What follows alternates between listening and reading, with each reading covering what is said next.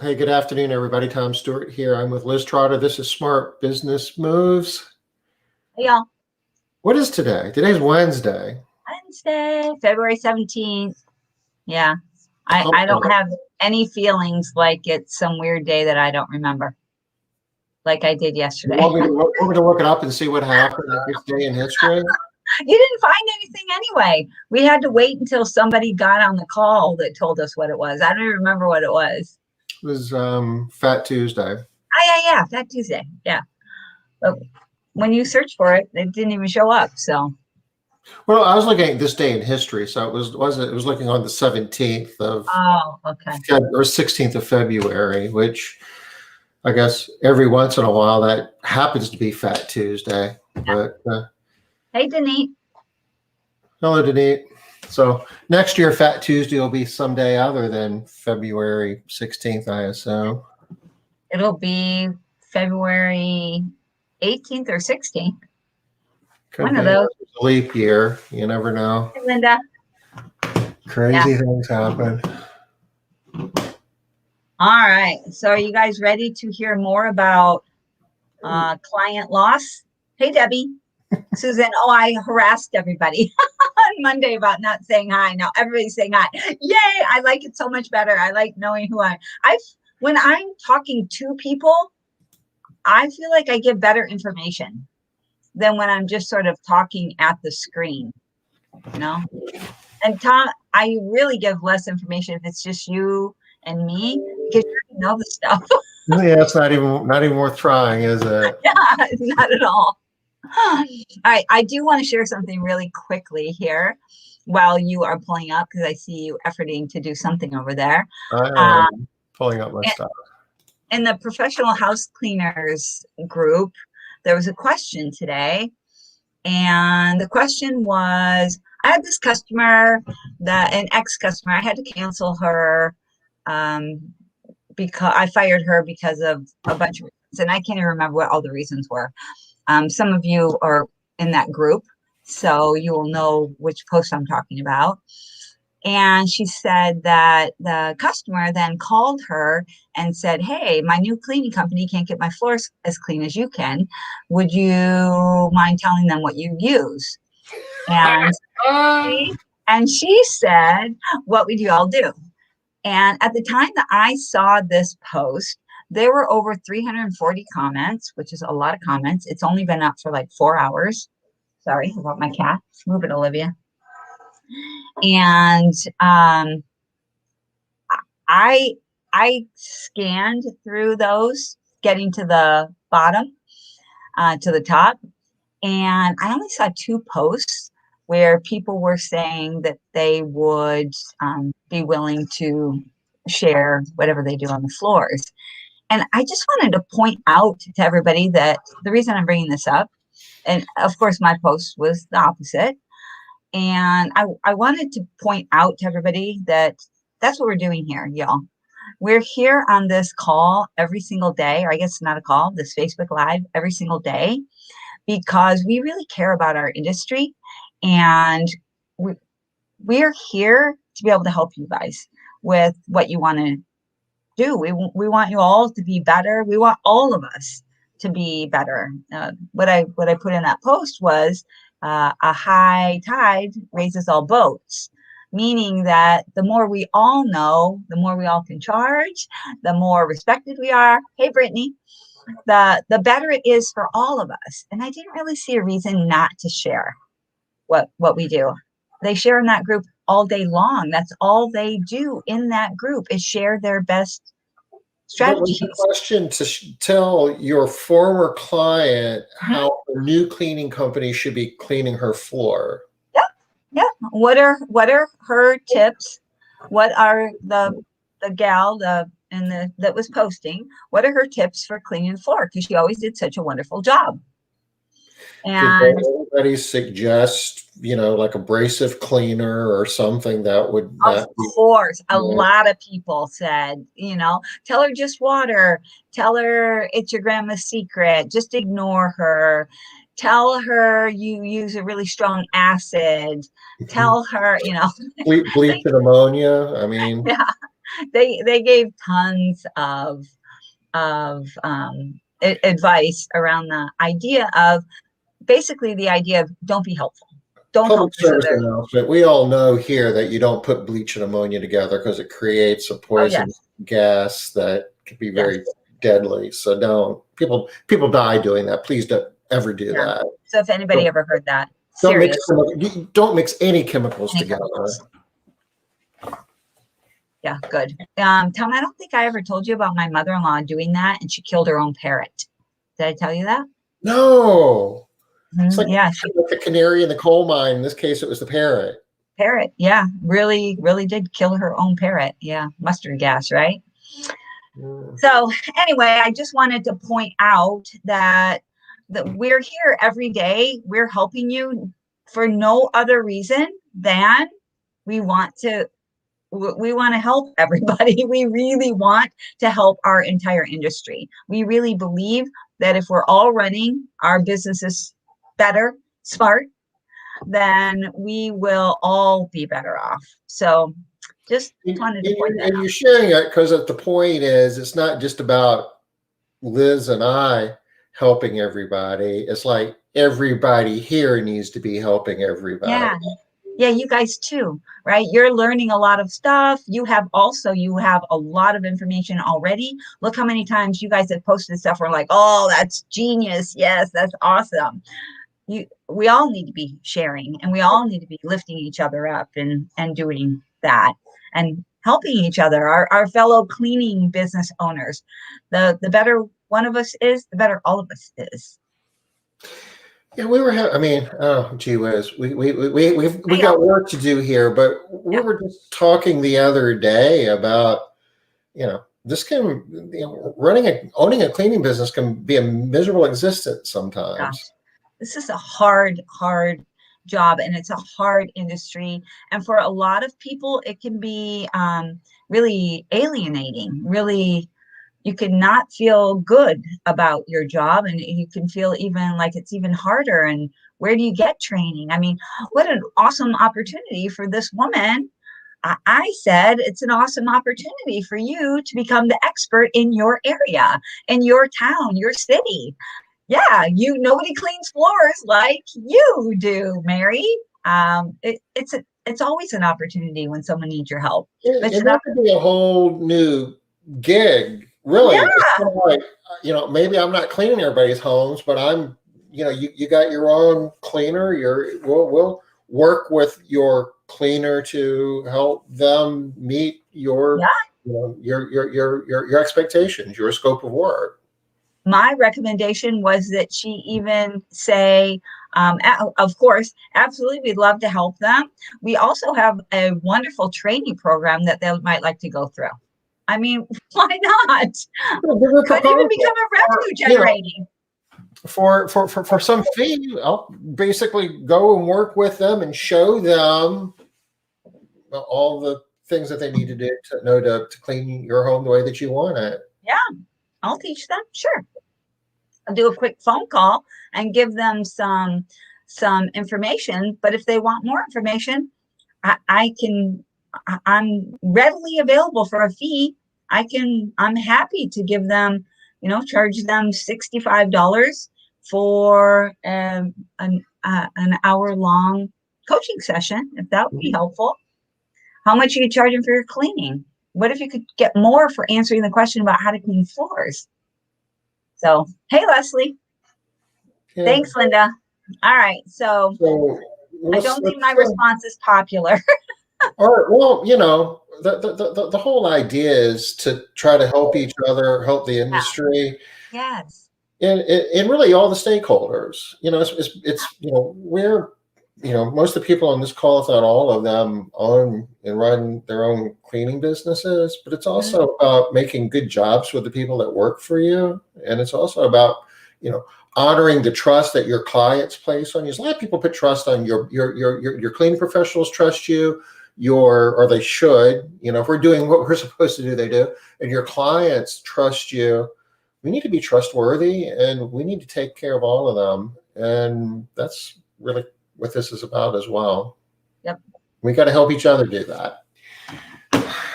So enough of that for today. Can we talk about that again tomorrow, maybe? Well, We probably won't need to. Well, let's see how many posts it gets after today, right? yeah, we'll see. We'll see. Were we here yesterday? We were here yesterday, right? Yep, we sure were, Tom. And did we share yesterday that your market analysis workbook was in cleaning business today? Say it again. Did we share yesterday that your market analysis workbook is in cleaning business today for a download? Yes, you did. Oh, for the sake of being redundant, I'll do it again. Okay. If you go to cleaning business today / you can just type SBM. I'll drop the link here. Golly, there was a time that every day that we had a resource. We're getting kind of slack on that. We've Yeah. Well, we've changed our format a little. I mean, we weren't spending so much time talking about KPIs either. And I think a lot of people are getting a lot of value from KPIs. So that's what I'm hearing. So, well, if this is helpful, we can talk KPIs for a long time. Okay, so this link here, if you click on the market analysis process, it's really a workbook. It's pretty cool. And it is 49 pages long. yeah, Don't download. don't hold that against me, y'all. And you don't have to fill in the whole workbook either, y'all. That's just it's made so that you can do you can call multiple companies and you can get different you can get 3 different quotes from multiple different companies. So it's just it's made so that you can do a lot with it, but you don't have to. All right. We were talking about yesterday the whole idea of golly day, we said attrition rate. Didn't we change that? We did. Loss rate. Yeah. Well, I thought we did. So when we got off the Facebook Live, you changed it again, right? Yeah, I don't know. I think I just copied the wrong slide. I'm glad, Cindy. I'm glad you're getting value from our Facebook Lives. So what's the point? What's it really cost us when we lose a recurring client? I guess maybe is the question that we need to answer. Does it really matter if we've got a high loss rate for recurring clients? I mean, we had a model yesterday, or maybe the day before yesterday. It's all a blur that shows what your revenue can be. I have no idea where that model is at the moment. It's in here somewhere. One of those pages. So I'll find out a bit, but more left. So the big thing that you just want to be able to remember is that a 5% loss rate is it's a much larger number as your company gets bigger. So 5% of 100 is only 5 clients that you're losing, but 5% of 1,000 is 50 clients that you're losing. So it gets harder and harder to replace those larger numbers. So the percentage can mess us up a little bit because we're thinking that, it's 5%, it's always the same. I've always been able to do that, but the number is growing as the company grows. It's just one of those little things that, of course, when you think about it, of course it makes sense, but not think about it too, and just fall into this place where you're thinking, I've always had a loss rate of 5%. It's always been fine. So we wanted to. Leslie had a question too, Tom. Did you see that? Nope. What do we got here? I know there's some free sexual harassment programs now required in California. Oh. Anybody have any links for these? I didn't even know about it, Leslie. Great information. Yeah, I had no idea that they were required. No links currently, but I can look around, see what I can find out. I know quite a few people doing business in California. Let me make myself a little note here. Leslie. What about department that would be under, like Department of Labor, maybe? I mean, If it's a Well, required program, I can't imagine that they're not going to have some, right? They're auditing and fining. Yeah, they're going to have something. Yeah. yeah, Looking at the yearly loss of a recurring client is key when considering firing someone. So, yeah. Denise, you're like me, right? I'm looking at that number, right? When I'm deciding if I want to fire somebody or not. Absolutely. So this was we started building this little spreadsheet here real quickly just to calculate what the Yeah. lifetime value is.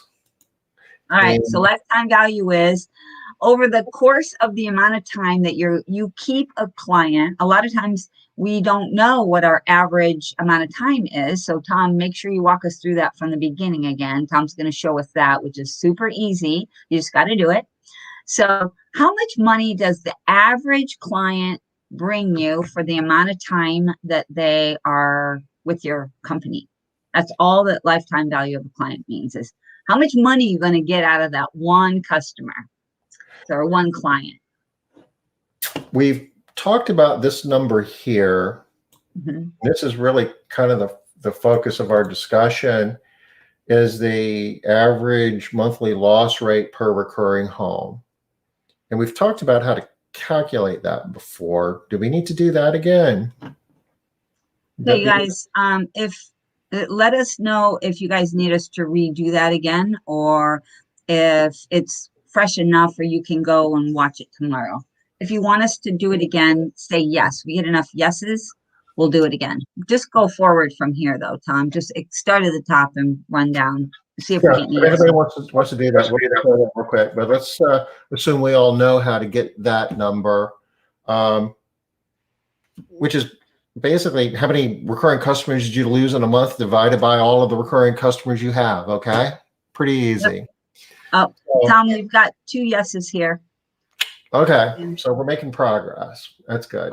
That makes me feel good. So whatever this percentage is, you take 1 and divide it by that percentage. So if it's at 5%, then you take 1 divided by 5% or 0.05. Yeah, stop it. And it gives you 20. Can you put that little formula, Tom, over somewhere like in column D so they know what that is? Yeah. Okay, thanks, Cindy. So Denise and Linda, you guys, I can talk to you guys in group. Since you guys are the only ones that said yes, I can talk to you in both in group about this and walk you through a little bit again. It's basically 1 just divided by whatever your loss rate is. If you think about this, 5% over 20 months, you take 5% 20 times, that's 100%, right? Mm-hmm. If I have a loss rate of 10%, that number goes down to 10. I have a loss of 20, and that's 10 months. I have a loss of 25%, then the average is going to be just 4 months. Right. Now, if you have a loss rate of 25% on your recurring clients, You're not in business right now. Yeah, I've never seen that. But I have seen 5. 5 is not unusual to see. Nope. Okay. So if your average recurring client is going to be with you for 20 months, what is the revenue? How much money will that customer pay you over that 20-month period? And that's a function of the number of months, in this case 20, times the average number of jobs you do in a month. In this case, we said 2. And you're going to multiply that times how much revenue do you make on the average per job for those clients. In this case, we said 150, and it comes out to be $6,000. So lifetime value of a customer in this company's scenario would be $6,000. It would not be however much you get from them a year. It would not be however much you think you get from them. It would be this number. If you have a customer that you've had for 25 years, let's say, or 20 years, let's say, yes, you've gotten a lot more from them. But that's because when you keep your long-term clients, you keep them for a long time, you still have to put them in with all the people that churn, the clients that churn in that first year, that come, go, come, go, come, go. And so that's why you want to keep the $6,000 as your average, because it's going to give you a more realistic number to be thinking about when you're thinking about letting go of somebody, because you don't know which ones are going to stay for 20 years. And you're going to have to churn through a lot before you get to that one for 20 years. So that's why the $6,000 number is so helpful. So it looks like Leslie's got 3456 a year is her average here. Okay. And so lifetime value is helpful, because if you can increase your lifetime value, if you can take it from 20% down to 10%, move that number for us, Tom.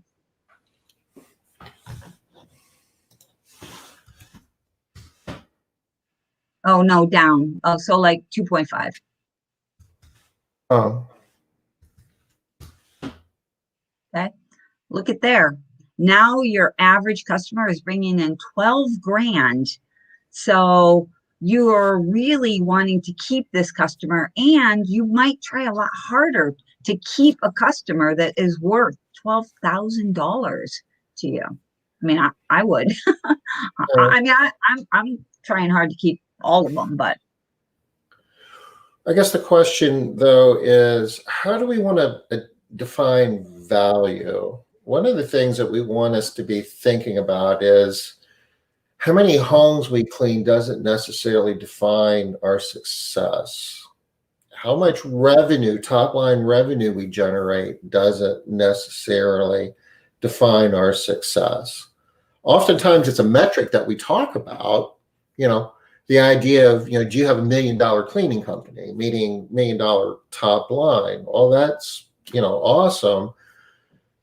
But it's everything that happens below that top line that has a profound bearing on, you making money or not. And we wouldn't have spent a month talking about loaded direct payroll to revenue if that didn't matter. So if you got $12,000 average revenue from a recurring client, what is your loaded direct payroll to revenue? Maybe it's 45%. And if it is, then your gross profit is going to be your lifetime revenue times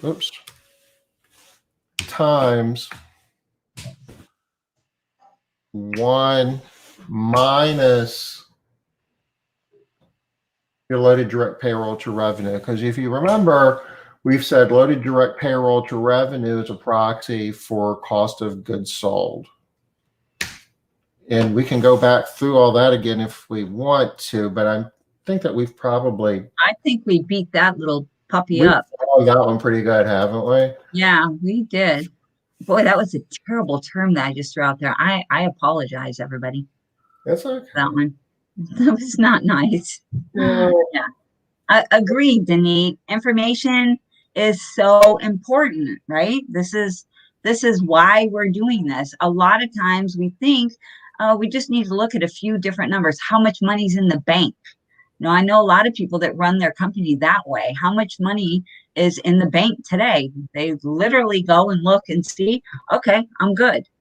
But that's being very reactive. What if there's no money in the bank when you go to check, right? So instead, we're looking for ways that you guys can take control of your business so that you know how much money is going to be in the bank because you designed it that way. You created the amount of money that you're getting. It's not an accident. It's not just happening. I mean, if you're lucky and these numbers happen to be these numbers, you can be making a lot of money for the time that these numbers are these numbers. But this is what happens over time. If you aren't making it happen, you can't be lucky forever, or the odds of that are pretty slim. If it's just happening by accident, sooner or later, it's going to accidentally start happening in a way that the numbers don't look so good. With one, I always got to throw in my little argument for that, though, Tom. So, with one argument for that, if you are running your company in a certain way and you're at a certain size, and your knowledge and the way that you're running things might be perfectly appropriate at this size. The problem comes in a lot of times when you're trying to grow. So if you have a small company and you've been lucky, but your natural style of running things is the way that it's just going to kind of luckily end up that way, as long as you don't make any kind of material growth or changes, then you could stay lucky. This is Because what happens, though, more times than not. If you don't change, that's fine, but the world around you is changing, and the laws change, the economic forces in terms of what the wages need to be and what the market's willing to pay, and all of that will change over time in pretty dramatic ways over a long period of time. we're looking at the minimum wage right now, not even a long period of time, right? So, if the world didn't change, then yeah, you can be lucky forever, but the world changes. How the business works, Yellow Pages really isn't a big deal anymore, right? Do you run a classified ad in the newspaper to find people? Very good point. Technology, used to be having a dot matrix printer that you could print out a piece of paper and give to somebody with, an address. This is the home you're cleaning today. A magnet board was high tech. Yeah. Yeah, very good point. So I guess unless you are all by yourself, just paying yourself, then maybe you could be okay. And living in some part of the world that people are still, internal combustion engine isn't a thing. I don't know. We're being silly. I mean, if you never raise your rates or anything either, then if you're still charging right now $8 an hour, the same as you were charging 25 years ago, well, you can probably still be bringing in money, but I guess there won't be any money at the end of the day. Okay, this isn't an accident. If you notice, average revenue per job and average jobs per month, those are green numbers on the big sheet that we've been talking about for a long time in terms of red numbers and green numbers, right? What I call the KPIs, right? The KPIs, key performance profit, key performance profit or profit performance? Profit. I do key profit performance indicators. The key profit indicators, maybe it's just a K, maybe. Anyway, these two green ones here are the same two green ones that are, the average bill rate per cleaning and the average cleaning per month per home. And these two red guys here, in terms of average monthly loss per recurring home and loaded direct payroll to revenue, are loaded direct payroll to revenue, and we used attrition here. We'll change that to loss. I think this is a graphic. I'll change that later. But these are 4 of the KPIs on the big calculator, if you will. So we've talked a lot about the activities around the LDPR and what to do to drive that number down. But we haven't talked a lot about the different activities. We have talked about the activities for average revenue per job. We talked about price increases, price adjustments. I don't think that we've talked a lot about the other ones, though. No, yeah. Is that where we're going? Or? We're going to be going there. We're going to talk about. We really haven't talked about, how we want to go about minimizing the loss rate for recurring homes, right? Yeah, If, we haven't. so that's really where we want to go with this. There's one thing I want to point out here before we go away from this zone. Okay. All this is implying that on the average, a recurring client is going to generate you $6,600 in gross profit.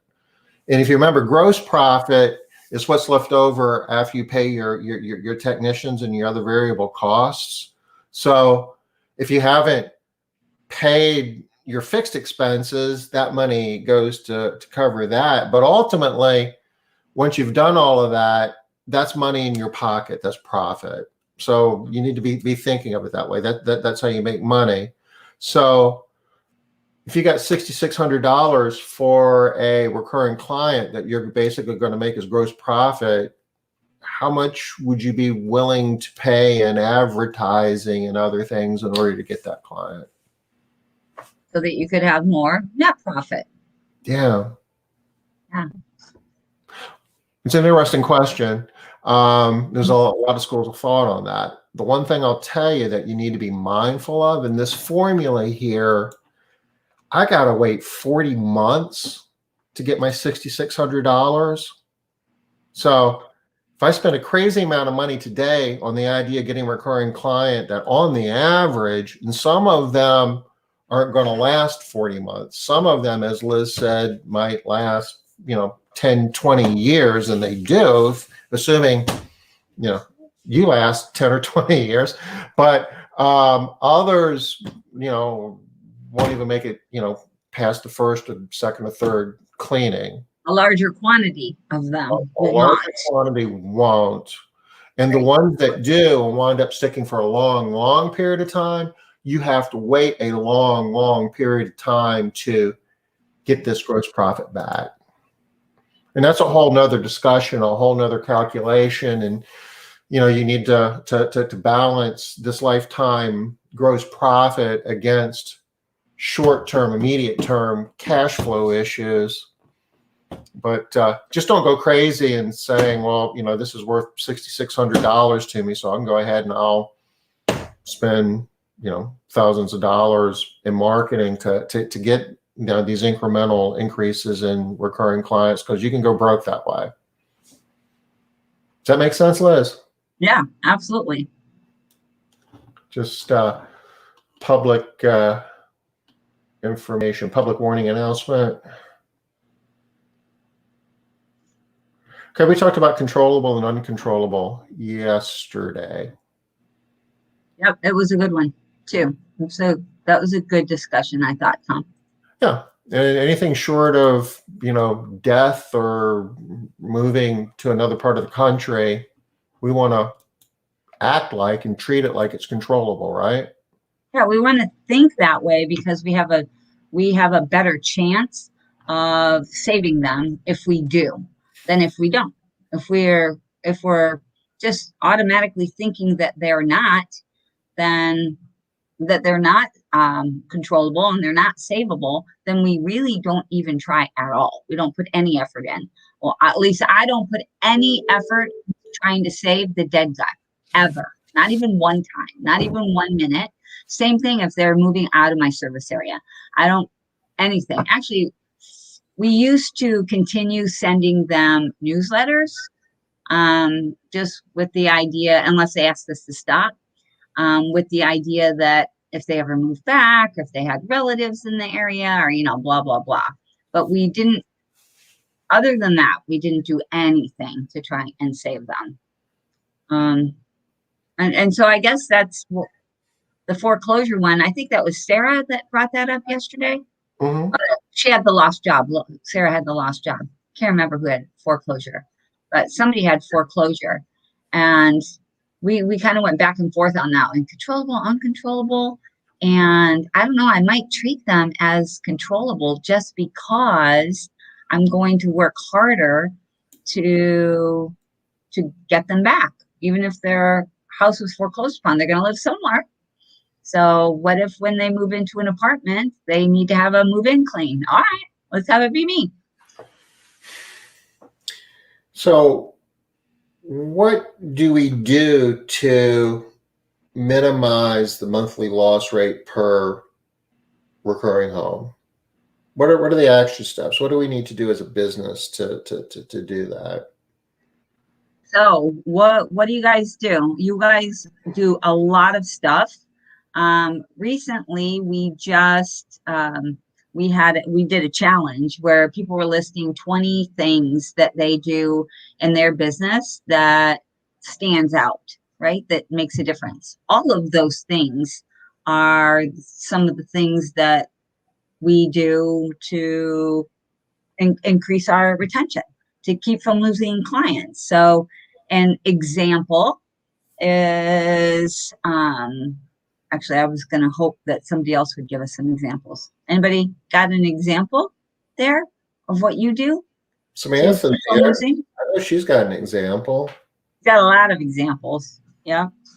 Hey, Sam. Uh, throw out some examples, y'all. And I know Leslie has a million things that she does. She holds on to her clients for a long time too. I know. So what are some of the things? So I'll throw out some stuff while you guys are thinking, or get you on the right track here. You might have a scorecard. Of what? Like you might send out scorecards so that your customers feel like they're being listened to and they're able to tell you anything that's bothering them. Yes, Sam, things that you do to hold on to them, to reduce the loss rate.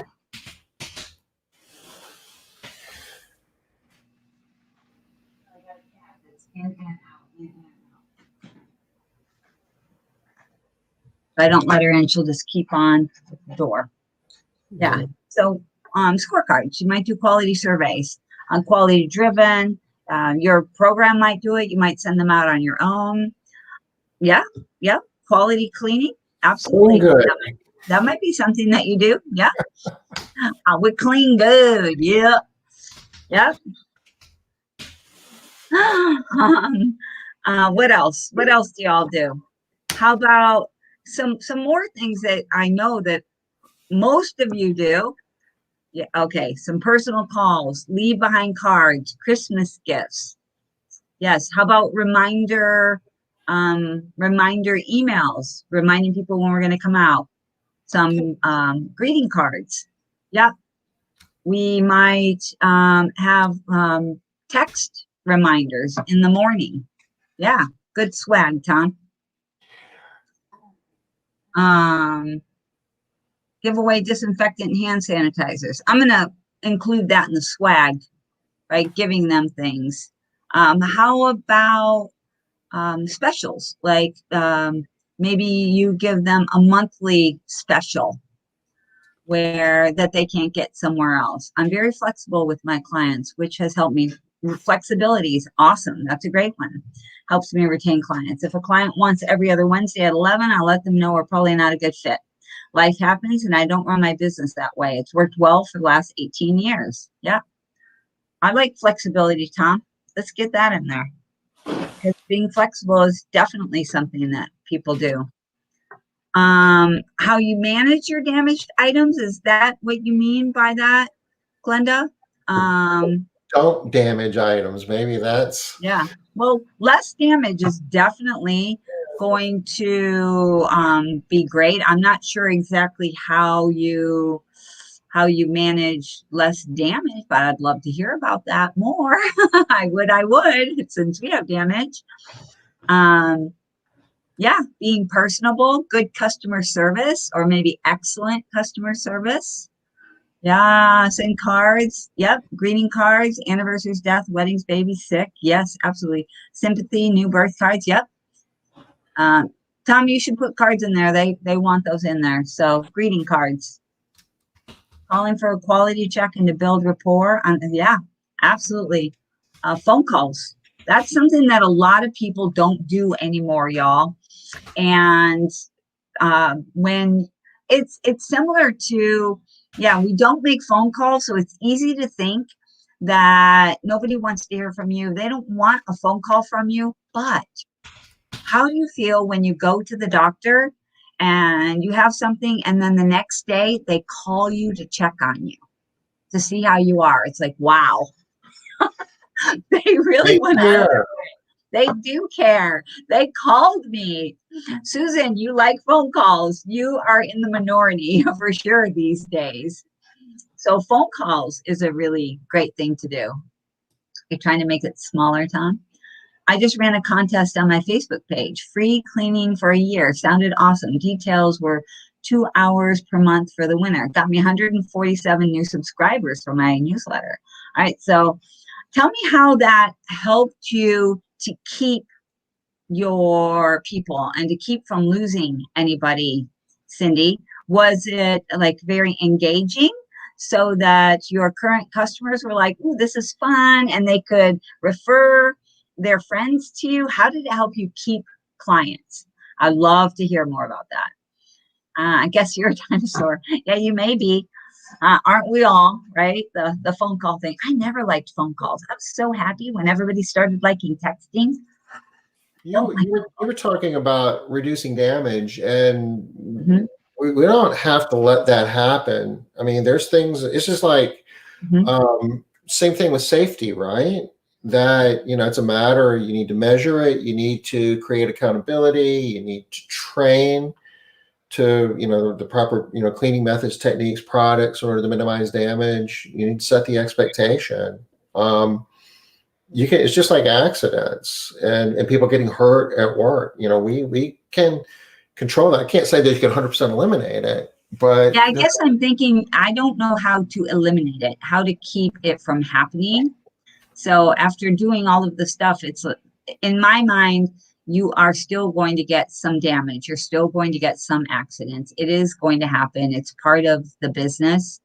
But you're right, Tom. It absolutely there are lots of things to do to reduce it, which it's probably exactly it's a what dangerous mindset, though, when you go, well, these things happen. It's kind of like losing clients. And is it controllable or is it uncontrollable? Once you start going down that path of, well, these things happen, then before you know it, you're giving everybody a license to let it happen more than it needs to. yeah. I guess that's true, especially if you're It's no that's different the than, message. it's no different than the mentality with a lost customer. That's what I said. I guess that's true, especially if you're passing on that message to people. You know, If you, every, the National Safety Council will tell you that every accident's preventable. In reality, that's not true. Occasionally, an airplane will fall out of the sky and land on you, and there's nothing that you could have reasonably done about it. yeah, But to go through, if you approach it from the standpoint of, well, just stuff happens and there's nothing you can do about it, then stuff will happen a whole lot more than what it needs to. agreed. I totally agree with that. Who was that said that? Let me see. I can't even say. See. Oh, it's Glenda. So Glenda, I'm assuming that's what you meant. So yes, good addition here. I had something else about damage too that I was thinking of. Oh, just how you manage the damage. So if you do have damage in your home, how do you manage it? Do you make it easy on the customers or is it hard for them? Do they have to go find the thing? Do they have to give you a receipt? Do they, what is it? How do you manage it? Manage it in a way that makes it the best for the client. In a broader sense, managing, I hate to do this, we call them non-conforming issues. Well, it's a broader context. It could be broken item. It could be breakdown and we didn't clean something right. It could have been a scheduling issue. It could have been a billing issue. Customer service. It could have been anything that created a problem, an aggravation, a disappointment on the client side. How do you manage those things? We didn't meet their expectations, I guess, is said simply. Yeah. Which kind of gets us back to the definition of quality, where it's basically just setting expectations and creating the perception on the part of your client that their expectations are being met is the serve qual definition of quality. What are we doing to to make that happen.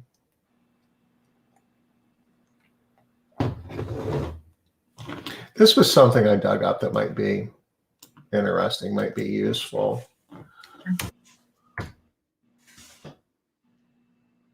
I don't know if I meant to do that or not.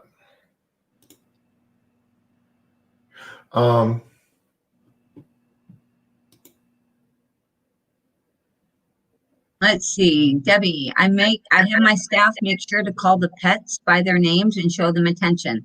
Clients love when they see how special their pets are. That's a great one. We do the same thing, Debbie. I love that. You're right. That makes clients not want to leave you. Same thing with their kids, right? I mean, don't get too close to their kids, obviously, but they want to see that you care about their kids too. Glenda, I personally purchased it. Oh, for damage. I used to make the employees pay for it, but now I just pay for it out of pocket. I don't make the client get inconvenienced since they didn't damage it. Yeah, that's great. Whatever you can do to make it as easy on the client as possible makes good sense. I know a company one time that they allowed their feelings to get tied up in it. So something would get damaged, and then they would force the client to give them the damaged thing, and they would give them the new one. And they would say, hey, that's what I'm doing. I'm buying your old one, which in reality, yes, that is what you're doing, right? I'm giving you $100 for that broken lamp. I'll take the broken lamp. Here's your brand new lamp, and I've made you whole. But still, it's frustrating for the customer. Sometimes they want to keep the other thing, whatever it is. Even though it's chipped or it's broken, they see it as an opportunity to now have two, and the broken one is not that bad. They'll fix it, they'll repair it. And so sometimes we can sort of shoot ourselves in the foot because we get tied up in this, yeah, but that's not fair thing, which is what happened today in that thread that I was talking about earlier today, right? People were tied up in this idea, but that's not fair. But fairness isn't going to make you money. So the client's version of fair is different than your version of fair. Well, that's a hard concept. The flip side of it, I've got a lot of bric-a-brac and ornaments and things on shelves around my house that were broken items in customers' homes over the years that were repaired. If they don't want the stuff, if they're not holding on to it and they don't feel like it's a bummer that I'm doing that, or if they want to keep it, then at least we're going to have a discussion. It's like, well, what would be a fair financial compensation to compensate you for the insurance terms called diminution of value? Okay, it used to be worth $500 when it was in perfect condition. It's not perfect condition. We're going to get it fixed. That's going to cost, $100. And maybe at that point, it's only going to be worth $300. So, you lost $200 in value and another $100 to fix it. So I'll give you $300 as opposed to $500, and you get to keep it. I mean, that's the way an insurance company would do it. And we all love insurance companies. We want to stay with insurance companies really strongly. We're like, yes, I love it when my insurance company, I feel like they jack me around and I want to stay with them anyway. What I'm saying is, do you want this broken thing? Whatever this broken thing is, do you want it enough that you're willing to give up that $6,600 in gross profit? If you do, you like it that much, all right. Take it. It's yours. You bought it. Or negotiate with the customer. Go ahead.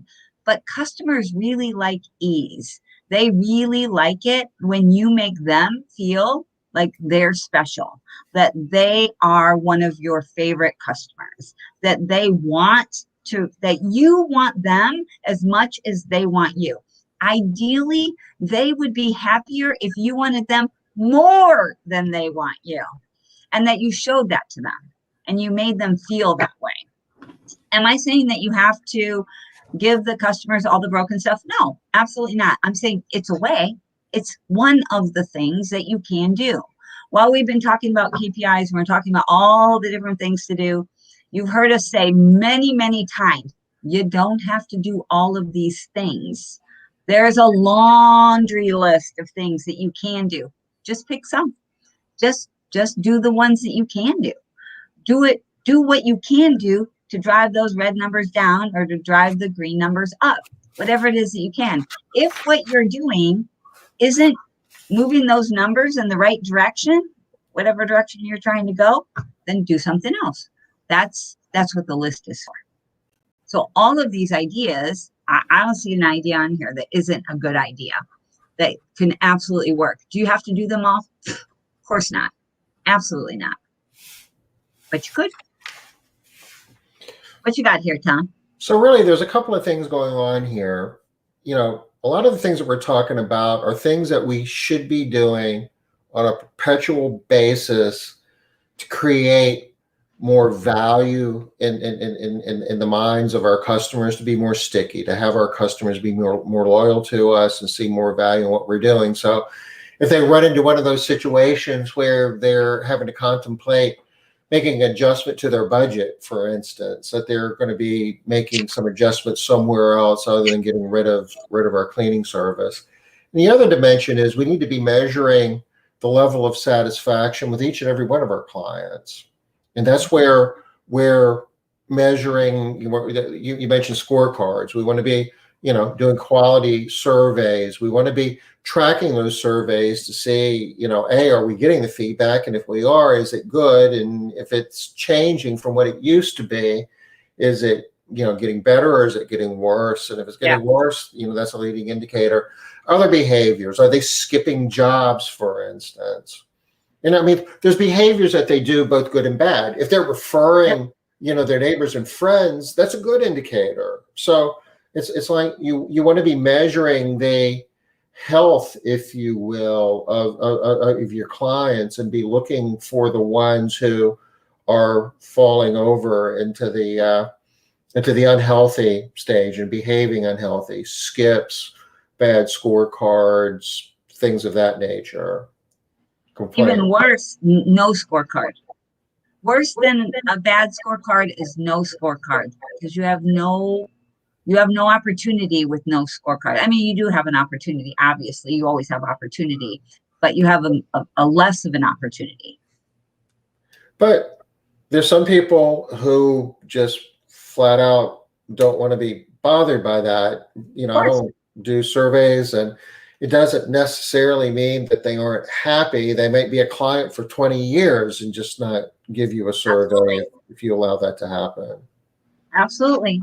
And all of these things, again, you can do or not do. You don't even have to do scorecards. You can get scorecards from everyone. You can get them from no one or anywhere in between. This is an interesting question. How often do we recommend sending out scorecards? Our standard operating procedure is to send out a scorecard after every job. Ours too. Never want to miss an opportunity to get feedback. Yeah. I like to send them out every time, because you never know when the time is, when there's the thing that bothers the customer that they would have told you if they had the avenue to tell you.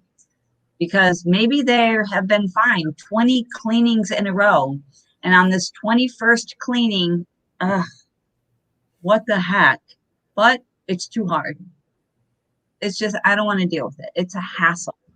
So scorecards, sending them out on a regular basis and getting responses from people on a regular basis makes it easy. The more they do it, the easier it is for them. And it's easier for them to give what they might consider negative feedback, because I'm sure everybody here knows not everybody likes to give negative feedback. It's not easy for a lot of people. Some of you on this call know you don't like conflict. You'll be upset about something and you won't complain. Your customers are no different. Have you ever been to a fast food place and they give you your food and the fries are cold? Do you go back in and tell them? Sometimes maybe, sometimes no, right? But if they made it easy every single time, fries are cold. Fries are stone cold today, right? If they sent me a little survey after every time I got my food at Jack in the Box, I would love it. If wasn't in the mood to fill it out, I wouldn't. And if I was, I'd tell them fries are cold, or Susie at the window was so amazing. So when you get the scorecard back, or even if you don't, you send them out. And Liz, I've seen you do this, and I mean, as far as I'm concerned, you invented a lot of these concepts, at least in the house cleaning industry, that you set the expectation with your clients, don't you? That you expect to get a scorecard back on some regular basis, not necessarily every one, but if they don't meet some minimum expectation, what happens? Quarterly. So now, recently, over the last, I would say maybe 6 months, we have not been rigorous with this because of COVID. We know that people are just tired and burnt out and feeling really put upon. So we haven't been doing this. In the past, we've always done quarterly. You had to respond quarterly. If you didn't respond, you'd get a call. If you didn't respond to the call, then we would tell you that we were going to cancel your service. We give everybody a warning. We've canceled we dropped 2 customers. Now, I'm saying that right here in this conversation of reducing the monthly loss rate, right? So the reason why I would choose to drop customers that don't give us feedback is if I drop them then for something that they didn't do, I think it serves me better than if I drop them because somewhere down the road, they're dropping me because of something I didn't do, because they're not happy with our service. So usually, obviously, people will straighten up. And even the people that the 2 that we ended up canceling that did not want to give a scorecard, even they were like, yeah, it's just too hard for me. I travel too much. It's just blah, blah, blah, blah. We've had other people that didn't want to, but they had a reason for whatever that we would work with, like not in town, vacations, that kind of stuff. But yeah, we for us, it was mandatory. Cindy, go ahead, Tom. Wants to know about, do we mail them out? We send them out in emails. I think that's pretty much the most common way, or text. Quality Driven does both. I think they do email and text. Text, email, and occasionally a phone call. If you haven't heard from somebody in a while, that's legit too. Putting it in U.S. Postal Service with a stamp on it.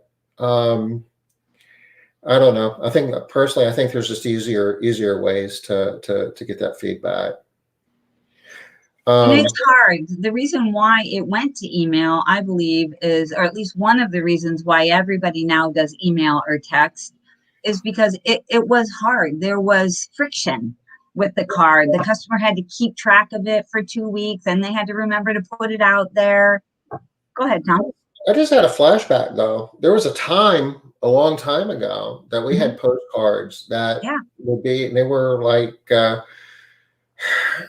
U.S. postage paid, I think is what it was. So it didn't cost us anything unless they dropped it in the mail, and then we paid something to get it back. Oh, cool. And that was how we did our quality scores. But that was a long time ago. Technology, it was kind of like what we were talking about earlier. We don't have to change, but the world around us does. Yeah. And it's a little bit different now. Susan's got a question. This is interesting. Tom, I'm sorry. We are top of the hour, and these are all good questions here. Cindy also would like to see a scorecard. So can we maybe take a screenshot of this? We'll start up tomorrow, Susan, Cindy, with this information. Sorry. Yes, we can show you a scorecard, Cindy. And yeah, Susan, sorry. We'll talk about adding the information to the QDS email. Yeah, we'll pick right up on this tomorrow. Yeah. We'll be here 5 o'clock Eastern. Take care. We'll wrap this whole topic up tomorrow, and we'll be moving on to another KPPI on Monday.